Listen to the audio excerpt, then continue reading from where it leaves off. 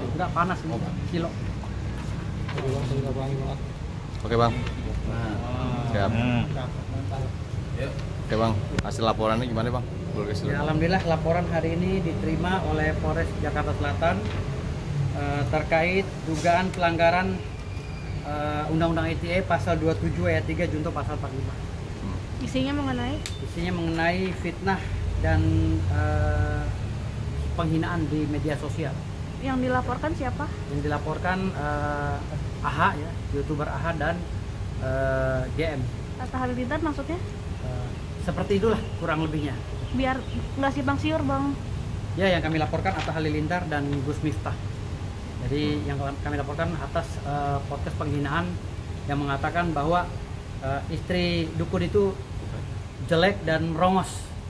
Lalu Gus Miftah juga berbicara di podcastnya Atta Halilintar mengatakan bahwa beliau itu menganalogikan bahwa orang yang datang ke dukun itu orang bodoh. Kenapa dipanggil orang pinter? Karena yang datangnya orang bodoh semua. Gitu. Lalu banyak lagi hinaan-hinaan yang dilakukan dan dilontarkan oleh Gus Miftah sebagai pendakwah yang menurut saya sudah melanggar etika tentang pendakwah. Jadi orang mendakwah itu agar menuntun orang berbuat baik, atau katakanlah kami dianggap bersalah. Ya, Gus, kami dan kelompok LSM TPHDI atau dukun ini dianggap bersalah. Bagaimana kami mau bertobat kalau cara mengedakwahnya, ngedukasinya seperti itu, menjustifikasi body shaming. Iya, umpama kami dianggap bersalah. Lalu mereka ingin mengedukasi. Lantas cara ngedukasinya begitu. Makanya saya bilang siapapun yang mengatasnamakan edukasi tapi masih menghina organisasi dukun akan saya laporkan. Ingat, saya nggak pernah main-main. Ancamannya berapa tahun penjara kan? Ini ancamannya 4 tahun penjara. Pasal berapa itu? Pasal 27 ayat 3 junto pasal 45. Artinya di sini saya berkali-kali saya bilang, saya nggak main-main. Hanya netizen yang nggak kami laporkan. Kenapa tuh bang? Ya, karena netizen nggak ada kaitannya dengan urusan biasa, biarkan itu dinamika dalam bermedsos. Tetapi kalau public figure berbicara dan masih mengatasnamakan edukasi, lalu menjustifikasi dukun, ingat, siap-siap Anda. Saya nggak main-main. Bang, tapi kan di awal podcastnya Gus Miftah mengatakan bahwa ini tidak menjustifikasi. Awalnya Tidak sudah menjelaskan seperti itu bang. Iya, ini tidak menjustifikasi. Tapi mengedukasi. Ini bahasa ininya tidak menjustifikasi, tapi kesana-sananya menjustifikasi, gitu loh. Kalau mereka punya dalil, saya juga punya dalil. Mereka punya dalil, saya juga punya dalil. Gitu. Kalau bilang bahasa ini tidak menjustifikasi, ya iya, bahasa yang ininya tidak menjustifikasi. Karena ada bahasa ini tidak menjustifikasi. Lalu kesono-sononya menjustifikasi lah, body shaming. Tuh, ini bukan urusan dukun lagi loh, dapur orang. Istri orang dihina sedemikian rupa oleh Gus Miftah sebagai pendakwah. Ya, istri orang loh yang nggak tahu menahu tentang kerjaan suaminya sebagai dukun. Jangan bawa-bawa dapur orang. Gitu. Ini udah berat, berat. Apalagi Gus Miftah tidak menyatakan oknum ya. Gitu. Nggak ada bahasa oknum. Barang buktinya mungkin bang apa? Barang buktinya banyak ya. Di sini ada screenshotan komentar daripada masyarakat. Enggak usah bukan. Banyak Bapak yang katakan. Jadi ini pencemaran nama baik bang? Pencemaran nama baik dan fitnah dan hinaan di media sosial. Langkah selanjutnya dari kepolisian sendiri, apakah akan memanggil dalam waktu kapan gitu bang? Kalau polisi ini kan menjalankan sesuai dengan hukum acara ya. Jadi mereka ini kan administrasi hukumnya sudah kami laksanakan bersama-sama. Lalu mereka juga menunggu perintah dari atasannya apakah memanggil. Nah, tapi untuk laporan kami pertama 2 minggu lalu terkait pesulap merah atau dukun merah itu akan dipanggil saksi nanti. Saksi berikutnya. Nah, mungkin setelah saksi berikutnya ini minggu depannya lagi pesulap merah akan dipanggil. Nah, di situ pertanggungjawabkan bahasa Anda. Mana dukun yang cabul, mana dukun yang penipu. Gitu. Kalau Anda berdalih bahwa Anda bilang itu semua sebenarnya, lalu Anda mengklarifikasi dan mengatakan bahwa itu sebenarnya semuanya itu tidak untuk semua dukun. Oh, tidak. Karena saya berdasarkan tempus delicti, tempus ya, ingat. Dalam hukum acara tempus delictinya pada saat itu dia mengatakan dengan sungguh-sungguh dan mens reanya ada, actus reusnya pun ada. Ya, bahwa dukun itu cabul dan penipu. Mana dukun yang cabul? Kenapa Anda nggak laporin polisi? Kalau Anda bilang ini edukasi, hello. Kalau edukasi Anda seperti itu, saya bilang, saya minta kepada DPR menterinya dicopot, menteri pendidikannya. Kalau cara edukasi begitu. Guru aja atau dosen dalam mengedukasi masyarakat atau muridnya itu dengan etika, estetika, adab. Lantas kalau cara-cara edukasi seperti itu, bagaimana? Kita mau edukasi, tapi cara kita begitu nggak bisa. Bang, Sejauh ini sudah ada komunikasi sebelumnya. Sudah menghubungi pihak ATA atau Gus Miftah? Saya sudah WA keberatan kepada timnya Atta Halilintar, dicuekin. Saya sudah WA, hati-hati loh mas. Saya WA-nya kurang lebih seperti itu. Mas, ini kenapa dihapus? Padahal janjinya mau dikonfrontir kan Iya. antara kita dengan tokoh agama yang nggak sepaham dengan kita. Iya. Dan ada apa ya, miskomitmen dari GM ini yang memang sebagai tokoh Nahdien mengambil rujukannya makna dukun itu dari tokoh Wahabi, yaitu Syekh Fauzan, Syekh Sholih Fauzan. Coba di cross check itu videonya. Memahami makna dukun, kalau acuannya ke Sholih Fauzan ya maknanya kahin, dan saya curiga itu kitab asli atau kitab terjemahan gitu loh. Kakunya sebagai tokoh Nahdien gitu loh. Ini apalagi di podcast waktu di Mas Atta saya bilang dukun ditinjau dari sisi tidak melanggar syariat. Saya bilang saya persempit di situ ya. Saya persempit untuk yang saya sendiri ya. Walaupun saya kemarin belum masuk di komunitas itu, saya persempit yang tidak melanggar syariat. Mana dukun ini masih bisa kita untuk bantah. Pada tahun 1701 di dalam kamus Inggris Melayu itu mana dukun masih dikatakan sebagai pengobat dan saintis oleh seorang ahli bahasa Inggris namanya Thomas Bowley. Itu bisa di cross check ya. Sampai tahun 1900-an sejak adanya politik etis Belanda dengan adanya sekolah Eropa, akhirnya menggeser pelajaran-pelajaran pribumi, dalam hal ini komunitas termasuk di dalamnya keagamaan, yaitu madrasah segala macam yang di dalamnya termasuk mengkaji masalah penyembuhan, dan itu digeneralisir oleh penjajah menjadi dukun. Entah itu aliran santri maupun non santri gitu loh. Digabung di situ. Digabung di situ. Dan dikukuhkan di undang-undang dan Kamus Besar Bahasa Indonesia. Ya. Makanya pemahaman tentang dukun, ada dukun jahat, dukun baik itu sebenarnya ada di Kamus Besar Bahasa Indonesia. Karena di situ ada 12 spesifikasi atau 9 atau 12 spesifikasi atau klasifikasi itu. Ada dukun urut yang saya bilang tadi, ada juga dukun santet di situ. Makanya kalau bicara dukun, ya harus substantif gitu loh, harus objektif. Kalau mengarah kepada pengobatan, ada katanya hipnoterapi apa siapa yang nggak terima di ATA itu? Oh gitu, fisioterapi. Fisioterapi. Katanya kami nggak terima dikatakan dukun. Loh, kalau nggak terima, kan kami bicara masalah sejarah. Dukun itu ada di Kamus Besar Bahasa Indonesia. Kata lain daripada tabib dan apa sih namanya? Tabib sinonimnya apa? dukun. Bukan pesihir. Penyihir apa namanya? Oh, kahin. Ya. Bukan dukun. Jadi Kahin. tabib dan kahin digabungkan jadi satu di Kamus Besar Bahasa Indonesia, dan ada juga dalam peraturan-peraturan negara atau undang-undang negara gitu loh. Artinya di sini seiring berjalannya waktu, bagian fisioterapi, dokter apa segala juga semuanya bagian daripada tabib dulunya. Gitu loh. Bagian daripada tabib, bahkan pada saat zaman apa Gus yang antara mantri ya, dulu belum dokter. Tahun dulu, 1910 bisa di cross check di data sejarah. Tahun 1910 menurut Profesor Martina Savitri, dosen IAIN Surakarta, itu ada namanya wabah pes sampai 1942. Pertarungan terakhir antara mantri pes itu berarti pembantu dokter ya, dengan dukun. Nah, disitulah terjadi peperangan opini. Akhirnya dimenangkan Belanda penjajah dalam hal ini di sisi yang satunya, yaitu mantri pes, tapi untuk yang komunitas termasuk santri di dalamnya dicap sebagai dukun, itu juga dikriminalisasi. Termasuk pakar di dalamnya yang dimanai dukun itu pakar pengobatan dan sains gitu loh. Jadi pakar pengobatan itu pada saat perdebatan antara mantri yang mewakili dokter, dulu kan belum ada dokter, mantri namanya. Itu pakar itu berdebat dengan orang-orang dukun ya, katakanlah tabib atau paranormal. Ini debat mereka tentang ilmu metafisika dan fisika, debat. Akhirnya yang kalah itu ya tim daripada tabib dan paranormal tadi, yang menang itu mantri gitu. Iya, makanya muncullah universitas-universitas yang mengatasnamakan kedokteran kan gitu. Jadi kalau bicara masalah edukasi, inilah edukasi yang sebenarnya dirunut dari sejarah. Iya. Gitu loh. Jadi kita berbicara masalah edukasi, kita tidak pernah justifikasi orang, ngata-ngatai orang gitu loh. Kamu cabul, dengar kata saya. Kamu coba andaikan saja kalau kita ngikutin aliran sesat ya yang dilakukan oleh si dukun ini, ya dukun merah ini, ya aliran sesat menurut saya nih.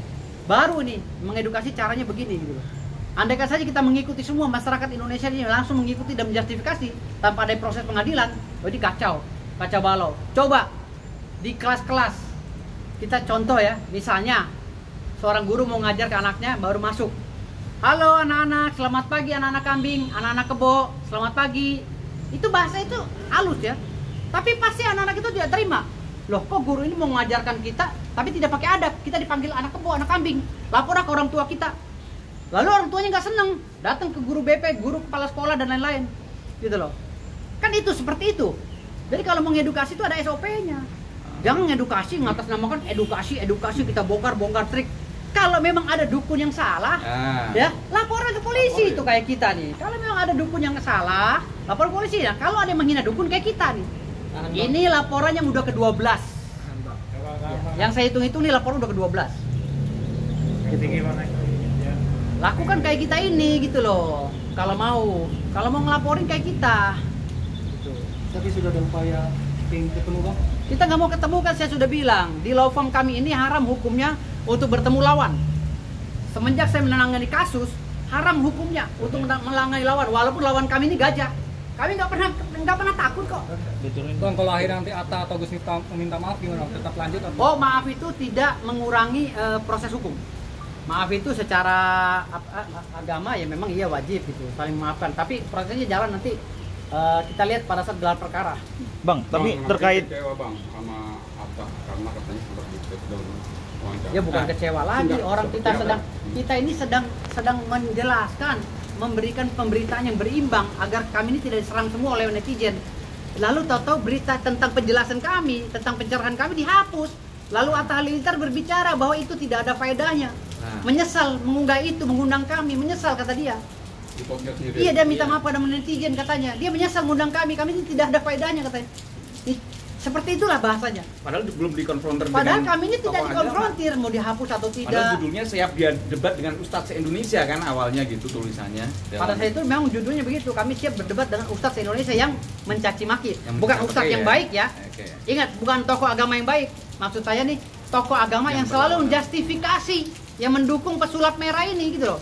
Kalau memang Anda mendukung pesulap merah, katanya itu edukasi dengan ngata-ngatai orang, monggo Ustadz ini. Mending Gus Miftah mengedukasi hukum sulap sekali lagi. Hukum sulap di dalam kitab-kitab Islam, kitab-kitab Islam itu haram. Memakan dari uang sulap juga haram. Mungkin Anda punya teman dekat atau murid atau apa yang pesulap atau apa, coba itu dinasihati lebih pas daripada mana dukun, apalagi dukun dari komunitas yang nggak melanggar syariat, Anda permasalahkan. Hukum sulap bagaimana dalam Islam? Entah sulap plus magic maupun sulap trik, itu sepakat ulama mengatakan itu haram. Makan uang dari sulap juga haram, dan itu dikategorikan sihir, penyihir, lebih pas ada di situ. Rujukannya di kitab bukti ada. Bagaimana peristiwa Musa dan tukang sihir-sihir di Mesir itu ternyata juga ular-ular sulap, bukan ular-ular asli, bukan. Mending Anda yang paling dekat dengan di kalangan Anda deh, pesulap tuh hukumnya gimana sih, daripada ibaratnya menuding sebut di seberang lautan gitu. Anda tahu kan siapa? Masuklah ya. Iya, di sekitar dia aja banyak kok yang istilahnya dianggap kahin itu banyak. Gitu. Tapi dia tidak ini gitu. Dan wawancara dia juga ambigu kan. Tempo-tempo dia mempercayai adanya ini ya kan. Tapi membandingkan karomah kan kita bilang kan kalau memang dukun tidak melanggar syariat, nggak ada masalah, itu istilah saja. Sebagaimana kiai itu ada yang makna tokoh agama, ada yang namanya kiai, nama keris, bahkan Kerbo di Keraton Solo itu juga dinamain kiai. Ini yang mana gitu loh. Bang, terkait video yang di take down nih Bang, artinya sebelumnya sudah ada perjanjian nggak sih Bang kalau misalkan ini di take down apa segala macam? Nggak ada. Berarti itu menjadi hak Atta juga dong Bang, misalkan dia men-take down. Betul, itu menjadi hak Atta, terserah dia. Tetapi, kamera bang. Iya, itu menjadi hak Atta, terserah dia, karena itu podcast dia. Tetapi adab dan etika menyinggung perasaan kami, karena kami merasa direndahkan martabatnya sebagai tamu podcast dia gitu loh. Kan saya bilang tadi, Atta, waktu kami podcast di tempat Atta, Mas Atta, hati-hati kalau menerima podcastan ya. Takutnya tamu-tamunya sembarang ngomong, karena Mas Atta belum melengkapi ini dengan alas hak atau alas hukum. Apa itu? PT. Apakah sudah terdaftar di Dewan Pers atau dia sudah terdaftar di organisasi pewartaan ya, jurnalis atau apa kan gitu, sesuai dengan Undang-Undang Pers nomor 40 tahun 1999. Kan saya bilang, Mas Atta, selama tamu Anda dan Anda ini berbicaranya objektif, insya Allah tidak ada masalah. Yang jadi masalah ketika Anda berbicara melecehkan orang, hati-hati. Saya udah bilang begitu Mata. Oh iya, masa iya sih, kata dia gitu. Saya sampai bilang, saya sedang meminta ya kepada pemerintah untuk mengeluarkan regulasi tentang youtuber agar terlindungi hak-haknya, agar tidak terkena undang-undang ITE. Bang, waktu itu alasan apa meminta abang? Hah? Untuk datang pada saat itu. Jadi dia meminta keterangan untuk dukun. Ya ada pertanyaannya pun dikasih. Meminta penjelasan untuk dukun-dukun itu. Berarti seandainya nih Bang, Atta tidak men-take down atau gini deh, Atta men-take down tapi dia tidak berbicara dengan Gus Miftah, berarti tidak menjadi persoalan dong Dia Bang? tidak akan bermasalah dan kami tidak akan laporkan dia. Gitu loh. Tetapi yang menjadi masalah ketika di podcast berikutnya dia dibilang menyesal mengundang kami. Disimpulkan Dan- sebelum dikonfrontir. Iya, gitu. menyimpulkan bahwa kami dengan mengundang kami ini tidak ada edukasi Tidak dan ada nilai edukasi. mungkin bahasa kasarnya pembentukan. unfaedah lah, unfaedah gitu. Lalu ditambah lagi dengan bahasa Gus Miftah, katanya dukun itu adalah paranormal itu ya yang datang ke paranormal ya orang nggak normal kan gitu. Oke, cukup Tadi teman-teman. menarik bang, sulap tadi di trik-trik sulap itu haram jatuhnya. Haram jatuhnya, makan Kalau- uang sulap pun haram. Di sekitar Gus Miftah kan tahu sendiri kan siapa orang dekatnya yang mungkin di komunitas itu. Mending seperti itu, dakwai orang yang pas dibanding dakwai kami yang memang tidak sesuai dengan tunjukannya.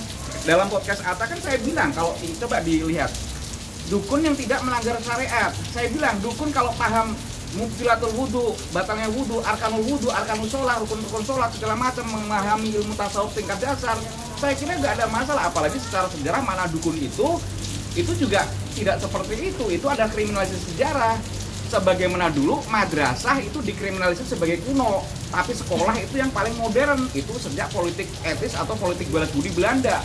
Setelah tanam paksa, kalau kita memahami sejarah, itulah kalau kami bisa dipertemukan dengan Gus Miftah atau siapapun, ini kan juga edukasi, tapi belum terjadi, sudah dijustifikasi. Sebenarnya begini. Dalam arti dukun ini tidak haram gitu bang. Gini, pada kesimpulannya begini. Maaf, saya luruskan Gus, jangan sampai kepancing omongan ini. Jadi gini, pada dasarnya apapun namanya, apapun title-nya, selama tidak ada actus reus, selama tidak ada mens rea, itu nggak ada masalah. Kamu mau bicara di rumah kamu atau di depan rumah kamu kasih pasang di sini dukun santet, selama kamu tidak menyantet orang, itu belum ada deliknya. Ya, ingat itu. Dan semua delik itu harus diproses di pengadilan. Ya, di dalam pengadilan itu harus ada putusan hakim yang inkrah.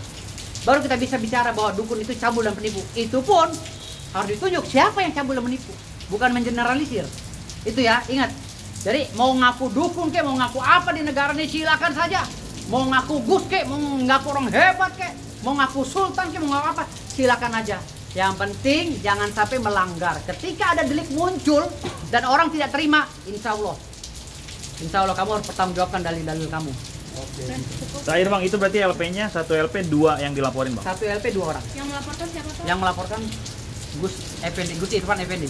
Gus Irfan Sultan nggak Effendi. jadi bang. Hah? Yang Sultan nggak jadi. Sultan nggak ada kaitannya. Kan beda case itu. Saya ngurusin dukun, kalau Sultan kan pada saat itu saya berbeda. Karena saya ada kegiatan lain kan selain dukun. Oke.